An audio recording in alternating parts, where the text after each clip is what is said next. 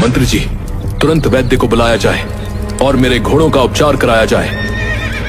महाराज, वैद्य को बुला भेजा है, वो आते ही होंगे। राजमहल के पशु वैद्य आते हैं। वैद्य ने घोड़ों के घाव का परीक्षण किया और बोले, इन घोड़ों को शीघ्र ठीक करने का एक ही उपाय है महाराज, कि इन पर बंदरों की चर्बी लगा दी जाए, जिसके कारण घोड़ों का घाव अति शीघ्र ठीक हो जाएगा। मंत्री जी, हमारे राजमहल में जितने भी बंदर हैं और आसपास भी जितने बंदर मिले, उन सबको पकड़ा जाए और उन सबको मारकर उनकी चर्बी घोड़े के उपचार के लिए उपयोग की जाए। हमें हमारे सारे घोड़े अति शीघ्र पहले की तरह स्वस्थ चाहिए। राजा का आदेश मिलते ही राजमहल के सारे बंदरों को पकड़कर मार दिया जाता है और उनकी चर्बी घोड़ों के उपचार के लिए प्रयोग की जाती है। बंदरों का पूरा समूह समाप्त हो जाता है। जल्द ही वनराज तक ये खबर पहुंच जाती है। मैं राजा को नहीं छोड़ूंगा और प्रतिशोध लेकर रहूंगा। उसने मेरे पूरे समूह को समाप्त कर दिया। मैं उस राजा के पूरे वंश का भी वैसे ही सर्वनाश कर दूंगा जैसे उसने मेरे वंश का किया है। एक दिन बंदर पानी की झील के पास बैठा हुआ राजा से प्रतिशोध लेने के बारे में सोच रहा था। तभी उसने कुछ देखा। इतने सारे पैरों के निशान झील की तरफ जाते तो हैं, परंतु इनमें से कोई भी निशान वापस आता हुआ नहीं दिख रहा है। अवश्य इस झील में कोई राक्षस या मगरमच्छ रहता है, जो झील में जाने वाले हर मनुष्य और जानवर को खा लेता है। मुझे इस बारे में पता लगाना होगा। वनराज ने चतुराई दिखाते हुए कमल के तने से झील से पानी पी लिया। ये देखकर झील में रहने वाला राक्षस बाहर आ गया। वो बहुत ही विशाल और डरावना था। उसने कई तरह के आभूषण भी पहन रखे थे। राक्षस वनराज से, जो भी इस झील में आता है मैं उसे खा जाता हूँ, लेकिन तुम तो बहुत ही चतुर हो। मैं तुम्हारी चतुराई देखकर प्रसन्न हूँ। बोलो, तुम्हें क्या चाहिए? मैं सिर्फ इतना चाहूंगा कि आप मेरी मदद करें। किस तरह की मदद चाहिए तुम्हें? एक राजा ने मेरे पूरे वंश का नाश कर दिया है। मैं उससे प्रतिशोध लेना चाहता हूँ। आप मेरी सहायता करें। मुझे अपना कंठहार दे दें। मैं आपको वचन देता हूँ कि मैं आपका कंठहार आपको जल्दी ही लौटा दूंगा और उसके साथ ही आपके भोजन का प्रबंध भी कर दूंगा।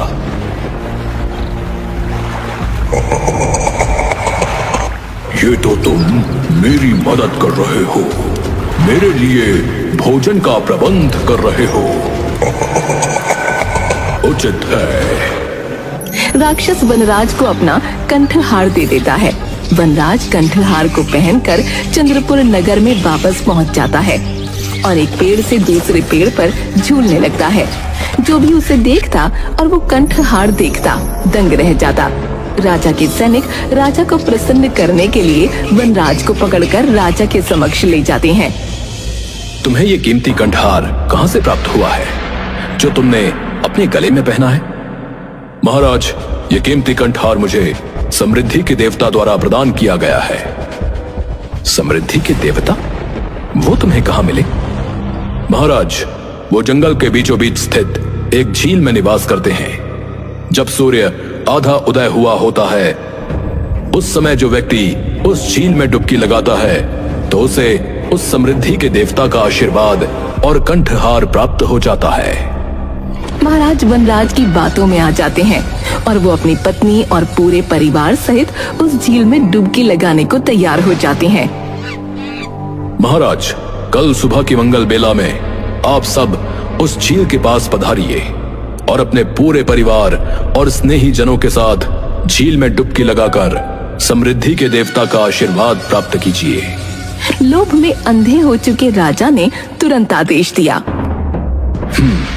कल सुबह हम अपनी महारानी, पुत्र, परिवारजन, मंत्रियों और सेवकों सहित उस झील पर जाएंगे और वहां जब आधा सूर्योदय हुआ होगा, उस समय झील में डुबकी लगाकर समृद्धि के देवता का आशीर्वाद प्राप्त करेंगे और साथ ही कंठहार भी। अगली सुबह वनराज महाराज, महारानी, राजकुमार और अन्य लोगों के साथ उस झील के किनारे पहुंच जाते हैं। महाराज, आप सबको अलग अलग स्थान से झील में उतरना होगा, क्योंकि अगर आप सब एक स्थान से ही झील में जाएंगे तो जो पीछे होगा उसकी बारी आते आते सूर्य पूरा उदय हो जाएगा और वो समृद्धि के देवता के आशीर्वाद और कंठहार से विमुक्त रह जाएगा। इसलिए उपयुक्त यही रहेगा कि आप सभी अलग अलग स्थान से एक साथ झील में प्रवेश करें और समृद्धि के देवता का आशीर्वाद और अद्भुत कंठहार प्राप्त करें।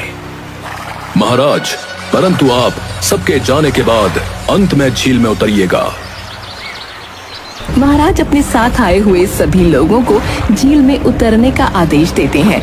सब अलग अलग स्थान से झील में उतरते हैं और राक्षस द्वारा खा लिए जाते हैं। जब कुछ देर तक कोई बाहर नहीं आता तो महाराज चिंतित होकर वनराज से, वनराज, महारानी, राजकुमार, राजकुमारी, मेरे परिवारजन, मंत्री, सेवक अभी तक बाहर नहीं आए। कितना समय लगेगा उन्हें? मैं कब इस झील के अंदर जाऊंगा? वनराज एक पेड़ पर चढ़ जाता है और बोलता है, अरे दुष्ट राजन, तुम्हारा समस्त परिवार, मंत्री और सेवक सबको राक्षस ने खा लिया है। तुमने मेरे पूरे परिवार को मौत के घाट उतारा था।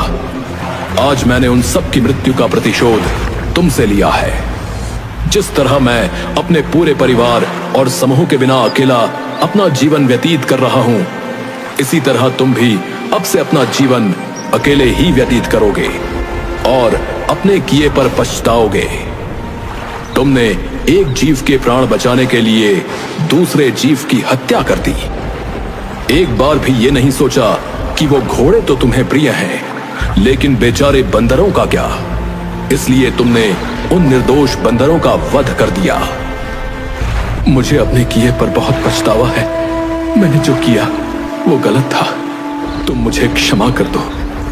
वनराज वहां से चला जाता है और महाराज भी अपने किए पर पछताते हुए अपने प्रियजनों के वियोग में मानसिक रूप से प्रभावित होते हैं और पागल हो जाते हैं। उसके बाद कभी किसी ने वनराज को नहीं देखा। बुरे कर्मों का फल हमेशा बुरा ही होता है।